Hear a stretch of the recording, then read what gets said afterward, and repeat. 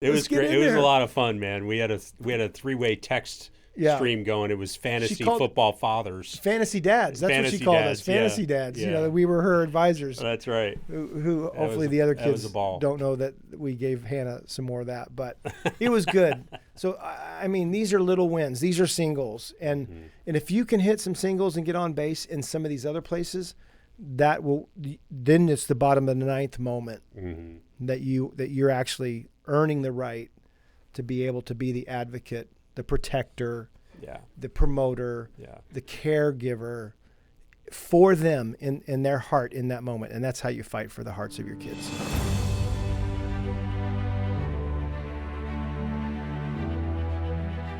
With God, there is always more. More love, more life, more freedom. Welcome to Zoe's Exploring More with Michael Thompson. C.S. Lewis once wrote, "Our Heavenly Father has provided many delightful ends for us along our journey, but He takes great care to see that we do not mistake any of them for home." Join me and the team as we explore the kingdom together, discovering the deep truths and offering encouragement for the journey. There is always more. Welcome, friends and allies, to the Exploring More podcast. Michael Thompson hanging out with SJ Jennings talking about Father Matters. Yeah. This is episode 4 in this series. And a couple quick things to just throw in the center here.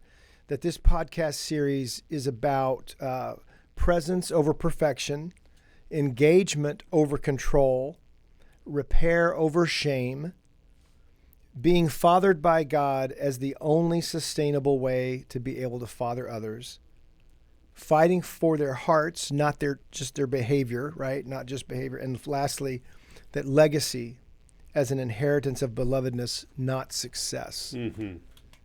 So maybe Andy can throw those all, on the lower thirds, but I think those are just some headlines as we step into this 4th episode about Father Matters. It's all about fighting for their hearts, right? Mm-hmm. We explored in the last session. Yeah, we may need to apologize as part of that. Right. We may need to own some things. I mean, you don't know what you don't know, right? So if you're fathering out of a place of woundedness, and most of us don't know we are. And you are. Not if, when you're fathering out of a place of woundedness, then there's some repair that needs to happen. Yeah, and I think to describe that a little bit of what does that look like, fathering out of woundedness. I'm going to say two categories that I think capture most of it. Passivity. Yep. And aggression. Right.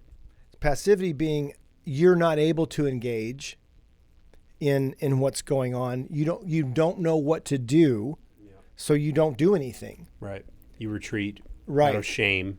Or just ignorance. Or ignorance. Like, I don't. Well, shame about not knowing what to do can cause a man to retreat. Yes, into a passivity, into a resignation, That's into, right. And especially as they go through some of the dramas that they're going to go through, right? I mean, what dad doesn't have the ability to even call upon his own story, and fortunately, I got nothing. Yeah. Dads of daughters can really come up into this foreign feminine land, and this little one who's now getting bigger and bigger, and the challenges she might have, and you can't relate. Right. So instead of leaning in order to relate, we go passive. Right. Yeah. And I'm not talking about physically running away. I mean, there's just disengagement. Just disengagement. Yeah. I remember, or the TV's on. Yep. And you hear it in the other room. I remember Robin talking about her dad in the newspaper. Yep. Was that Robin? Yeah. Yeah. And I can think of not talking about even that relationship specifically, but just over the years, right? Yeah. you choose to ignore something that's happening, right? And it's happening between even two of your kids. Yeah. Or something that's happening in within earshot, and you don't get up and engage. And if you did, here's the other one, right? Passivity. So now you do engage, and you engage as angry guy. You've talked about it for many, many times about the movie Braveheart is really a movie about fathers and fathering. Yep. And, the passive dad, compromise is what makes a man great. Yeah, Robert the Bruce's dad. And he's passive aggressive. Yeah, he is. But Longshanks is just aggressive. He chucks a guy out the window. Yep. I mean, he's just terrible. Dominating. Awful. Control. Mm-hmm. Yeah. Yep. Hamish's dad, who's fighting alongside, and father/brother. I mean, it's just a great review. Until you said it, I didn't see it that way. Yeah. So I think that this is in these two categories, you can catch most of our reaction or responses to our children is unfortunately can be passive or aggressive, and yet what we want to be is loving. That's what we're after. What does love invite or require of me? This is the Ephesians passage we looked at That's right. in the last session. This is about training and what love is inviting me to do and be in this moment. You can be strong and kind. Yeah.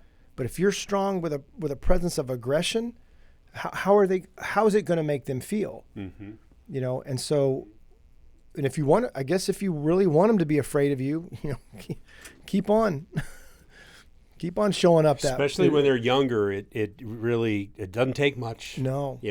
Stephen and I, as we've done some work together to reclaim some lost ground. I mean, he's shared stories of when he was I scared the crap out of him because, he's 10 years old and I'm 6'4". Yeah. Yeah. And, yeah. Yeah. So we've had some opportunity to reclaim. This episode, SJ, is about fighting for the hearts of your kids. And I would say we've been talking about that the last 3 episodes.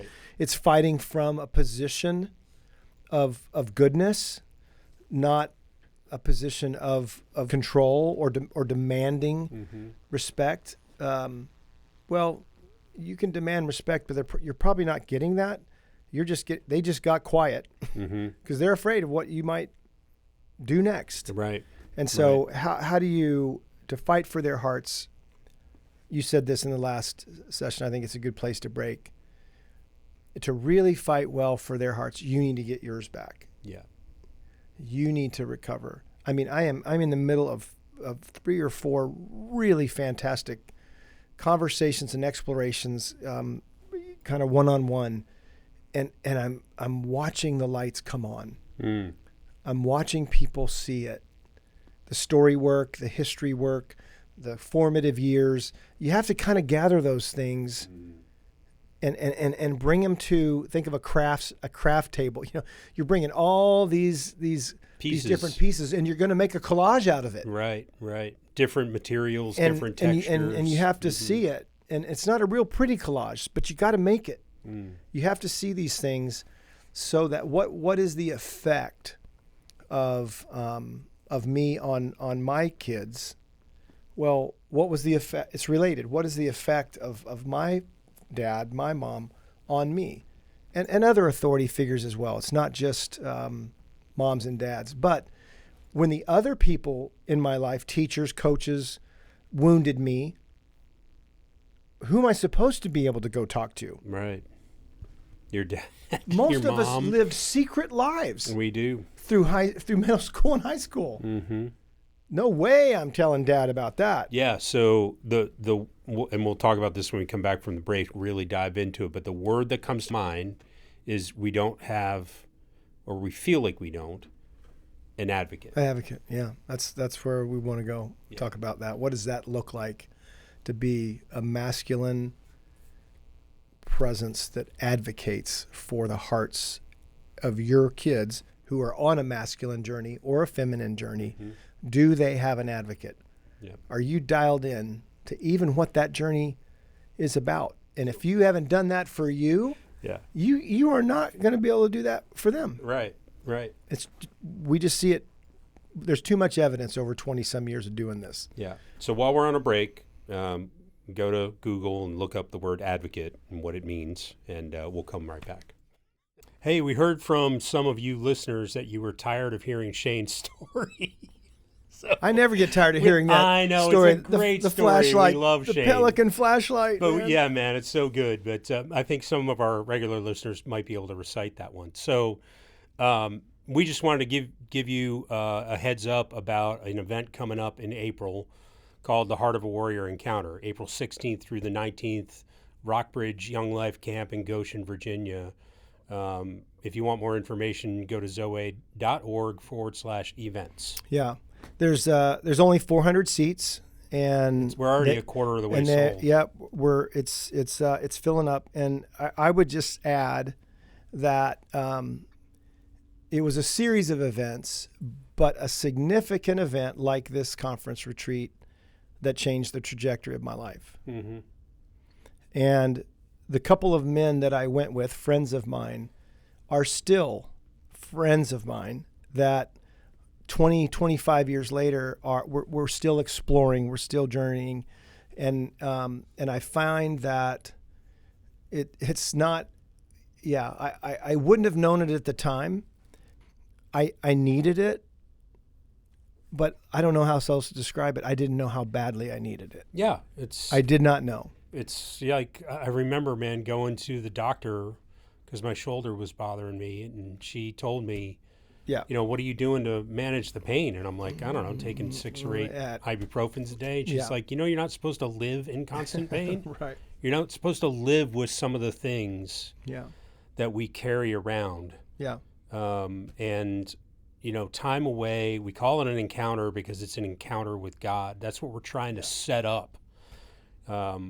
That's what's really most important about it, is your time that you have unplugged, hopefully, from some day-to-day things so that you can get plugged into the Father. And we just kind of set the table. Yep. I remember the term sharpening your axe. Mm-hmm. Right? We just aren't meant to be the 10 men who are just swinging, chores, chopping.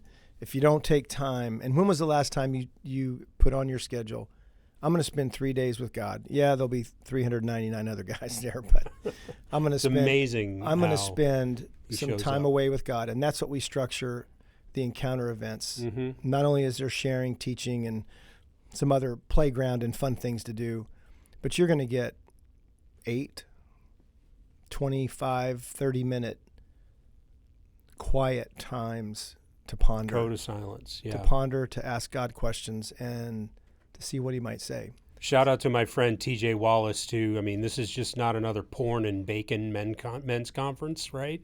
I mean, where that's all they talk about. We are really inviting you into a journey and an opportunity for an encounter with God. Yeah. So come be with us. Well, I hope there is bacon. Yeah, well, bacon's good. All right. Yeah, but hope we'll see you there. there. If you need financial support as well, if you'd love to come but finances are an issue, email my wife. Actually, she's our event coordinator, Sherry, SHERRY @zoe.org, and she'll give you information about something we call the aid station. We don't want any man ever to get left behind because of finances. So join us at the encounter, April 16th through the 19th. Yep. Andy's got some stuff on the lower thirds that will guide you there. Hope to see you. Welcome back to the Exploring More podcast. We hit before the break. This word advocate. Yeah. It's a great. It's not a synonym for fatherhood, but it's a great component of fatherhood. It's a great perspective to look upon your fatherhood. Yep. And say, am I my child's advocate? And it goes really, really well with their questions. Right. Do you see me? Do you love what you see? Do you want to be with me? Am I strong? Can I come through? Do I have something to offer? Yeah. So if those are the questions when they're little, you said it earlier, it's the questions when you're big. Right. It's still the questions. Yeah. And is there somebody advocating for you in the pursuit of those questions and their answers? Because it's relational. It's not just concepts, right? It's relational. And you carry the weight. I've said this to many, many dads, and I believe it. I love it. Look, no matter how crappy it is, and yes, what you've done to create your contribution to that, here's the thing. Here's the hope. Here's the one big thing working in your favor, SJ, with your kid. You're still the dad. Right. And sooner or later, even if it's painful as hell for him or her, Dad, you may not have heard from him for a few years. Right. A decade.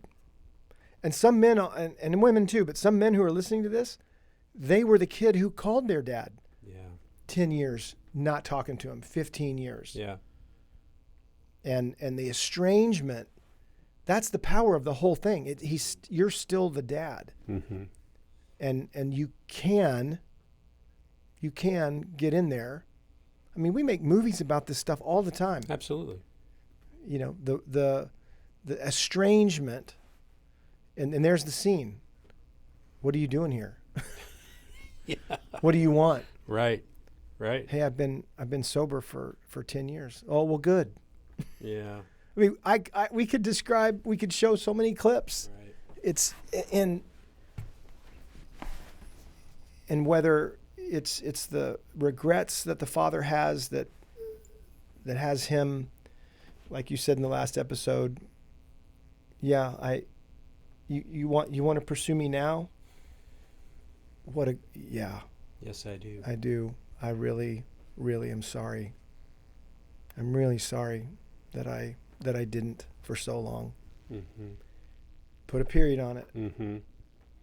So, well, I don't want to, I mean, it could go bad before it even gets close to becoming better. No doubt. You may have to play several hands of this, but advocacy. Yeah. Advocacy. So super good. When we were in the break, we actually looked up the definition, and I think you jotted it down, didn't you? Yep. It's when an individual, an advocate is an individual who supports, defends, promotes the interests of another.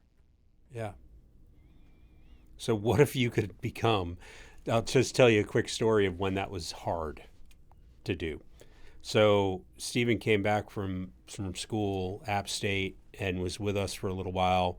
And then this 2019, I want to say, and then told us that he was moving to Philadelphia to move in with Autumn, his now wife. And I was put in a position where I had a decision to make, where I could say, well, dude, your mom and I lived together before we got married, and it sure didn't help us, and just take that position of, what are you doing? Your mom and I are in full-time ministry. Don't you know that? I mean, all these things kind of ran across the options that I could choose from. Like, click on this one. Click on this one.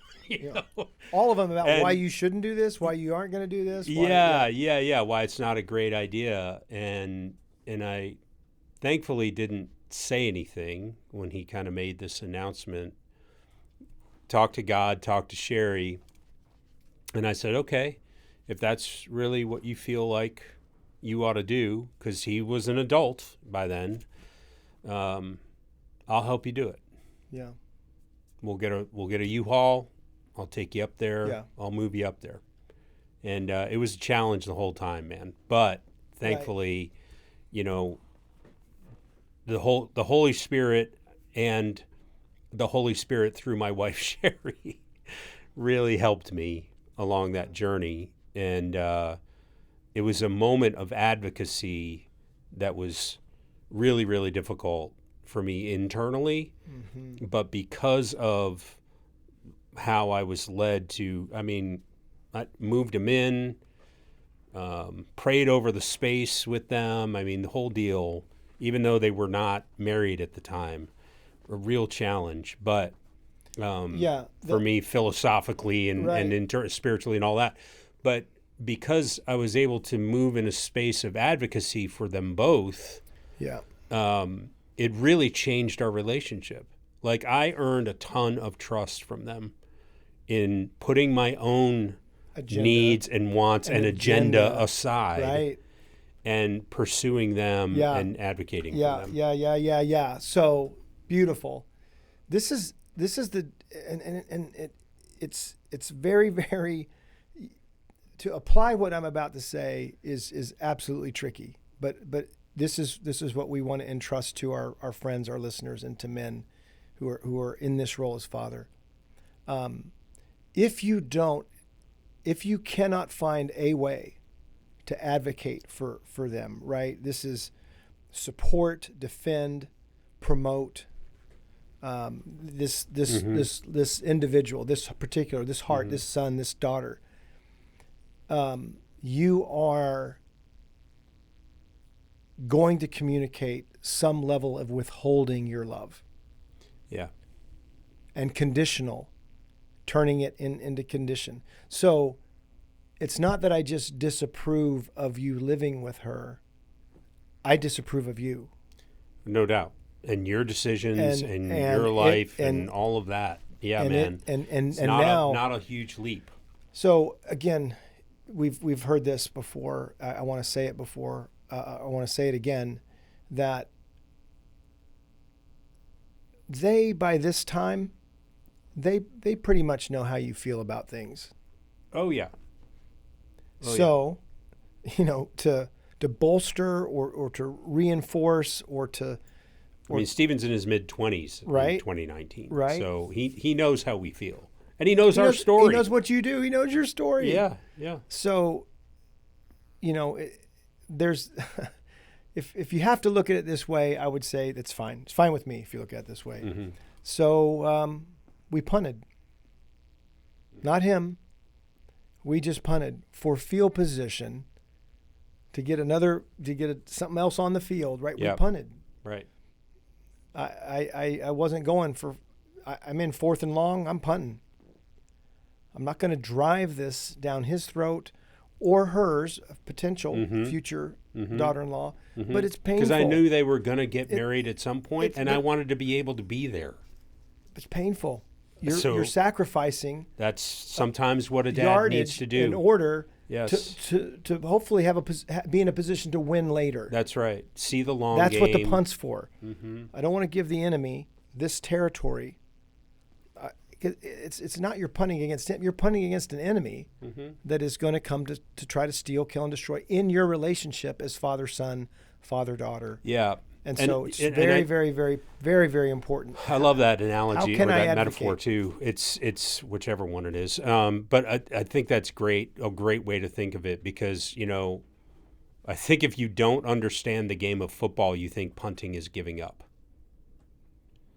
But what you need to understand is that punting is about field position, like you said. And that's what advocacy is. Yes. It's about field position in their heart and in your relationship with them. So I know there's guys listening because I know some of the guys who listen and some of their stories who would say, okay, SJ, you're asking me to be or that story's about being an advocate about, cohabitation of your son.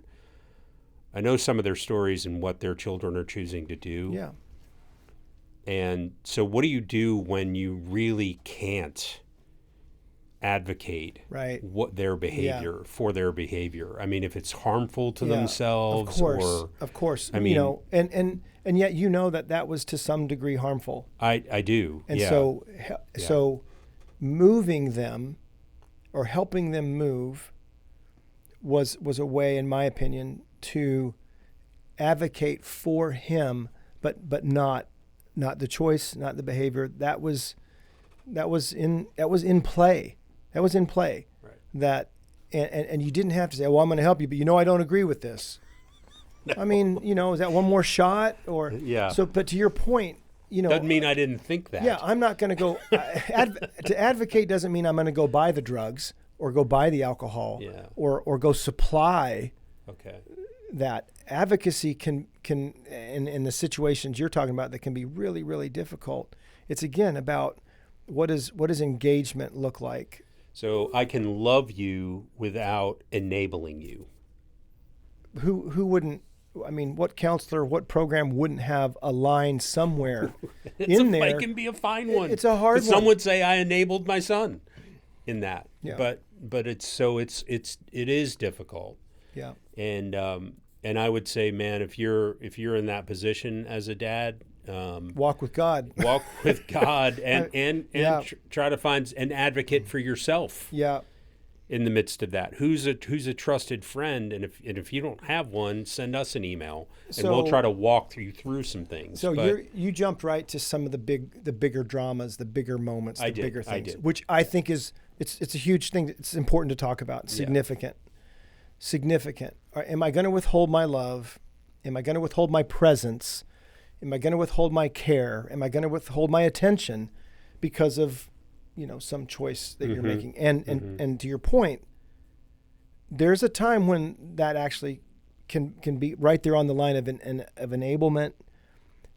But do they know that whatever you do, I'm with you.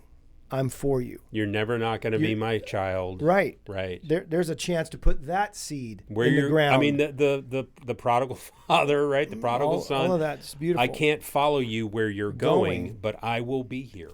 If and when you want to come back. That's right. Right. And I'll be looking. Right. Well, and I know dads that are doing that right now. Mm-hmm. And so very, very, very powerful. And so that's an advocacy in a very serious set of circumstances. Sure.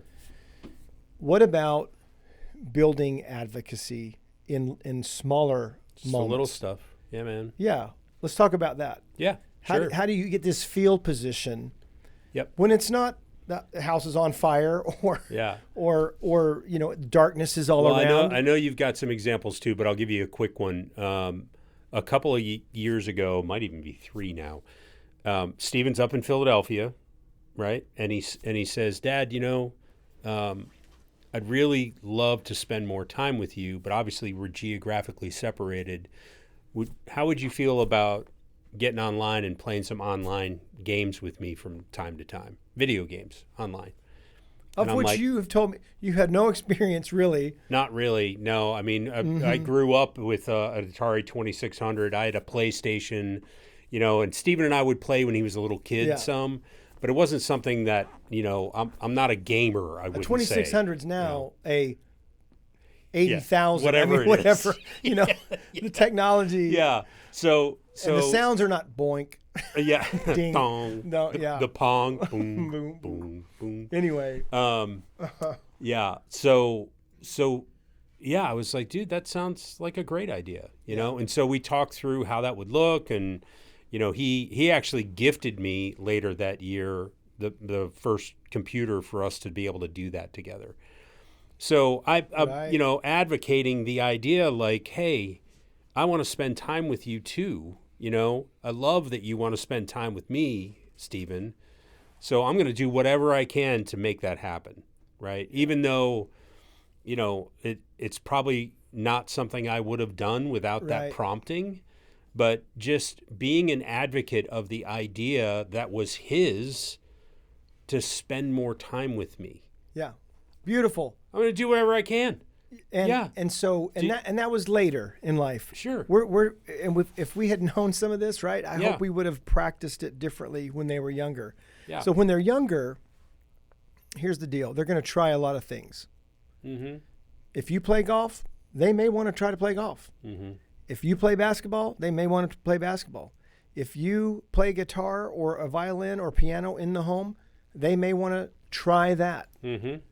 So that's a pretty easy one because they're actually trying to enter into your world, and you want to make room for them. That's a great way to advocate for their presence with you. It is. Now, I don't have a lot of stories of that one because what that mostly looked like when Stephen was younger, like he wanted to play football because I love football. And I played football when I was younger and all of that deal.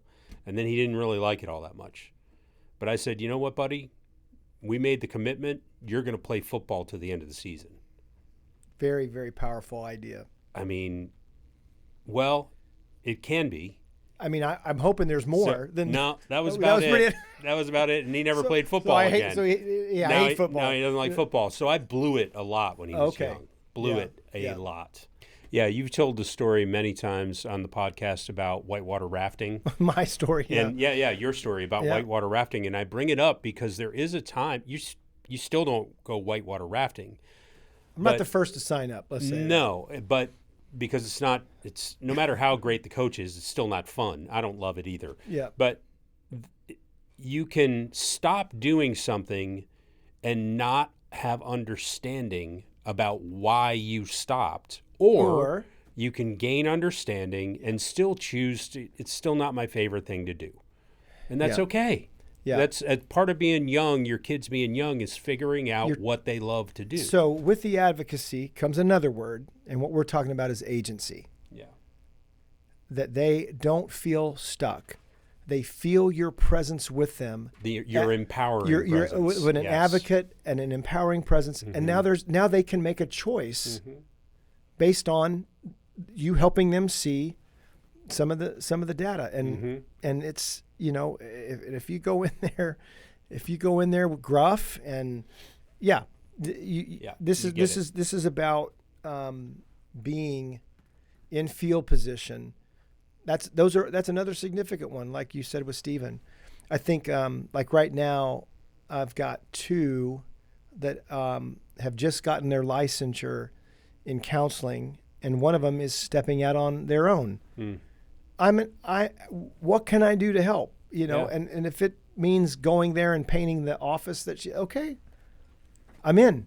Mm-hmm. If it means talking about a business model, how can I help? You don't have to do this alone. I get it. That's the caterpillar and the butterfly. If you touch it, it's not, I mean, I'm not talking about that. Yeah. I'm talking about how can they know and experience your presence, your strength, sacrifice. They may not even be able to articulate that. What they will articulate is, I remember my dad showed up and helped me paint.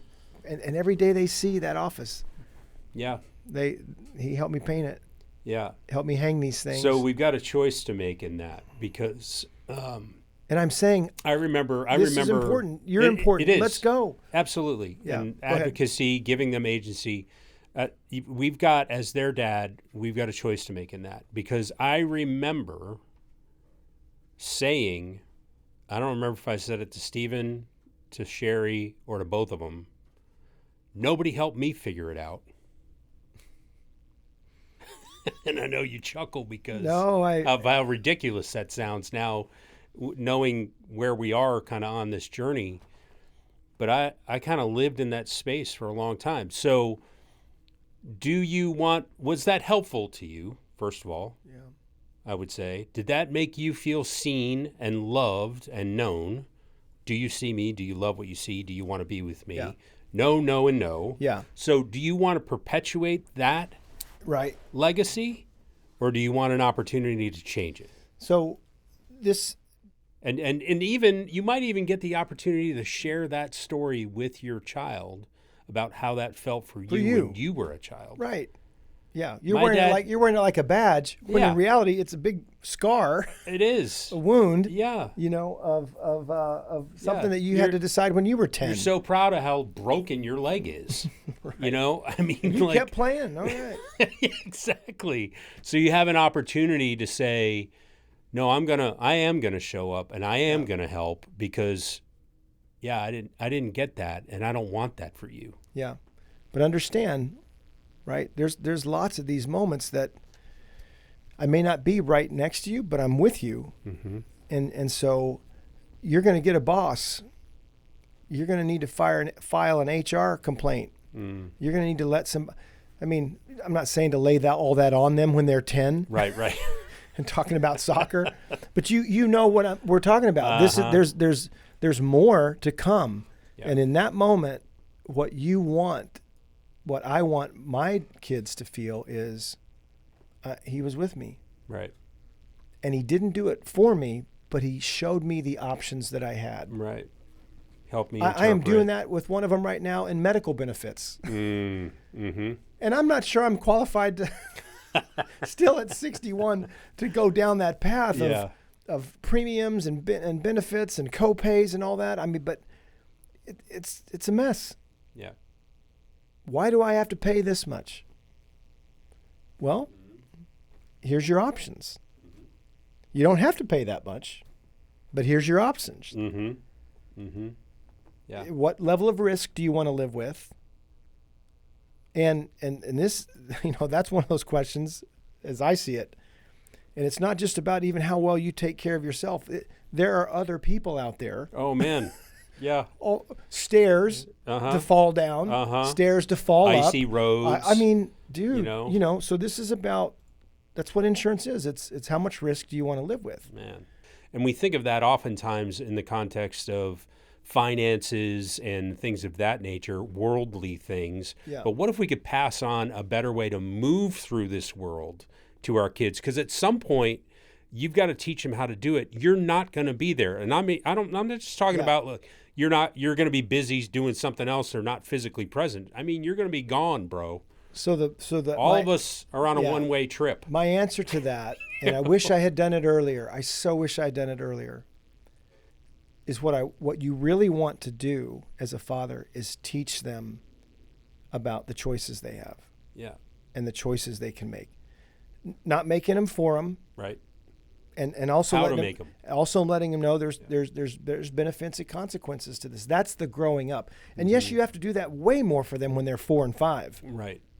But as they actually this age of you're working yourself out of a job, hopefully, or at least that particular part of the job. That's right. And so when they're 14, now they're spending more time away. Mm-hmm. They're under the influence of many other things other than you and mom. Mm-hmm. So this is really important about the opportunity to, instead of telling them what to do, helping them see what they could do. Yeah. And you know what, dude, that takes time. Yeah. To do that. That takes position. You got to earn the right to do it sometimes. And I think the one thing that I would say to any dad is, how long in the conversation can you hold off with your lecture? To me, that is a test as to how much advocacy and how much agency you're pursuing in how long can you hold off on the lecture. Thank you for saying that. Most of us lead with it. Oh yeah, 100%. So one thing that's been really helpful to me to diffuse that need to just like, well, here's what you ought to do. Is just to ask them questions. Keep asking them questions, and that internally diffuses that. Yeah. Because there's sometimes where you just are like, okay, I'm tired of watching you struggle. Let me just fix it. Yeah. And you've got to resist that urge because they're not going to, there's a time for that, but they're not going to learn anything from you just doing it. If you're paying attention, and there has been some times that my advocacy actually was summoned because I was paying attention, right? And so, hey, I was watching today, and when that happened, I watched you changed. Yeah. Out there. You deflated. Yeah. You want to tell me what happened? What was that? Mm-hmm. What happened? Mm-hmm. And she may not even have the faculty to say it. I said, well, what I saw was Coach mm-hmm. yelled your name, and it really seemed to. Does he do that a lot? Mm-hmm. Those questions. Those questions. That if you can have your wits about you, mm-hmm. and you can notice your child is a little out of sorts, whether it's at the dinner table, stop slouching. It happened to us. We've done it. Quit picking at your food. Yeah. Why don't you what eat are you doing? Yeah. What's wrong with you? I know. I mean, versus, hey, buddy, come. Let's take a little walk. I want to show you something. Yeah. And get outside, away from the siblings, and saying, hey, are you okay? Right. You really seem upset or really seem down.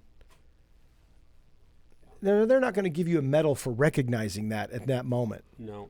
because whatever's There's not going a lot on, of medals in fatherhood. But if you're willing to wait, there are. They'll come. If you're willing to wait, they So really are. I'd love to land the plane with this, buddy, and just an encouragement to some of the dads that are listening. Like you said, you could think of 2 or 3 that are in a hard space with their kids. And this was really, really helpful to me when I heard it the first time. Your kids are not the final verdict on you. Tough. Yeah. Yeah. Yeah. Well, and for that to be true, who is the final verdict on you? If they're not the source of that, is it your wife? Is it your work? Is it your bank account? Is it where you live? Or maybe it's that you know what your true identity is. Or or you have come to know who you are in the kingdom. You've come to be fathered, and he is beginning to show you how he sees you. Mm-hmm. He's answering your questions, your core questions. Yeah. Because, the world, the enemy, they're going to try to pound this out. Yeah. They're going to try to convince you that you're as good as your performance, or you're as good as your kid's performance, and that's just all these reinforcements for conditional love. Conditional love. It's all conditional. Yeah. If you don't have a source of unconditional love, it's going to be difficult for you to become a source of unconditional love for them, particularly for them. That's where we want to do well. That's where we want it to be. And doing it well doesn't mean first place awards all the time. I'm talking about doing it well, advocacy, agency, noticing, paying attention. And even beyond the moment that I said at dinner, right, SJ, is, are you able to engage in their world? Okay, here's advocacy. I've told you this story before. I'm going to tell you again. I went to a Taylor Swift concert. Yeah. Who were they listening to? Who were they watching? Right. That's suffering for Jesus. I didn't play because I wasn't good enough.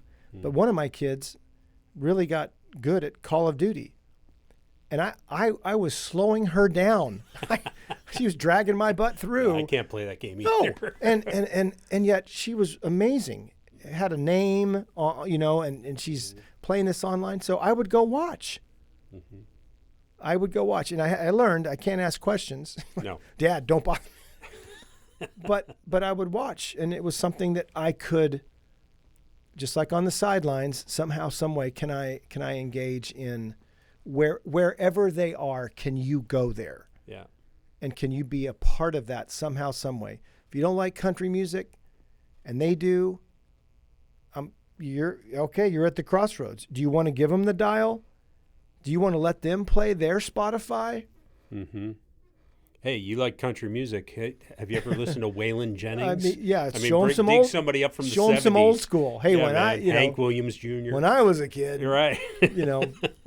But I had, things like that where I remember playing 80s tunes with one of my kids, and we each would get to pick. So they would pick on trips, on drives. Mm-hmm. You pick, then I pick. You pick, and even getting ready, getting a playlist ready, where you can plug it into the system, and then they plug it. And we would just have a ball about standing together in that particular space. Do you know their favorites?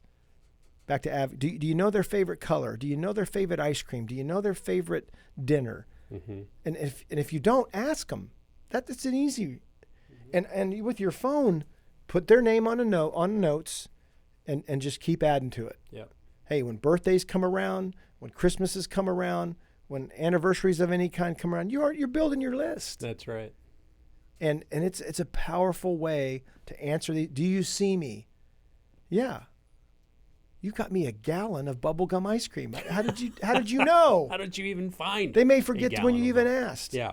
I don't like bubblegum ice cream. Mm-hmm. They do. Mm-hmm. How can I move intentionally into those spaces?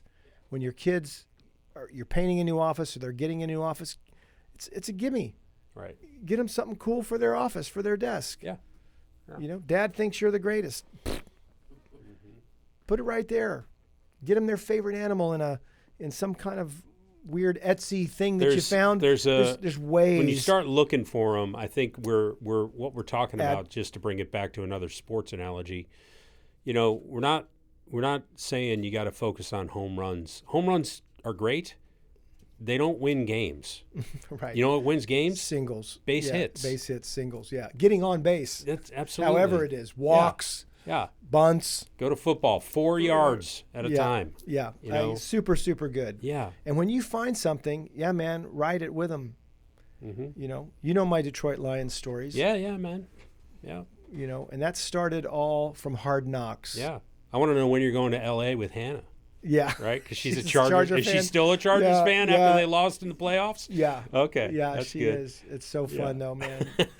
The kid had her freshman year of fantasy football. Oh, yeah. It was so fun. It was. To connect on that. That was one of those things that, no, I'm not going to tell you what to do with your lineup. We're playing this week. No, let's go. It was great. It was a lot of fun, man. We had a 3-way text stream going. It was fantasy football fathers. Fantasy dads. That's what she called us. Fantasy dads. Yeah. We were her advisors. That's right. Who hopefully the other kids don't know that we gave Hannah some more of that. But it was good. So, these are little wins. These are singles. And if you can hit some singles and get on base in some of these other places, then it's the bottom of the ninth moment that you're actually earning the right to be able to be the advocate, the protector, the promoter, the caregiver for them in their heart in that moment. And that's how you fight for the hearts of your kids. Yeah, amen to that, man. So good. Yeah. Hey, if you are interested in some of our events that we're coming up, we'd love to see you in April 16th through the 19th. Come to Encounter, zoe.org/events. Go to zoeoutpost.com. We have a ton of free resources up there for you to engage in. And if you'd like to support us, we're crowdfunded. So go to zoe.org/give if you'd like to join our support team. Thanks for being with us. Yeah, thanks, SJ. So good to talk about the April event. And as we continue this journey, we've got about 4 episodes left, I think. 4 episodes on Father Matters, so we're halfway, kind of hitting the 50. There's more to talk about. Imagine that. There's Exploring More on the Exploring More podcast. So hopefully you'll stay with us. Lots more to talk about on Father Matters in this series. We'll see you next time on the Exploring More podcast. We hope you have enjoyed this episode of Exploring More. The landing page for this podcast is zoe.org/podcast. That's ZOWEH.org/podcast, where you can find the show notes and various platforms to which we broadcast. You can also find us and the Life of More by visiting Zoe on YouVersion Bible app, Right Now Media, our Facebook page, and Zoe on Instagram and Twitter. Remember, with God there is always more, and you were made for more.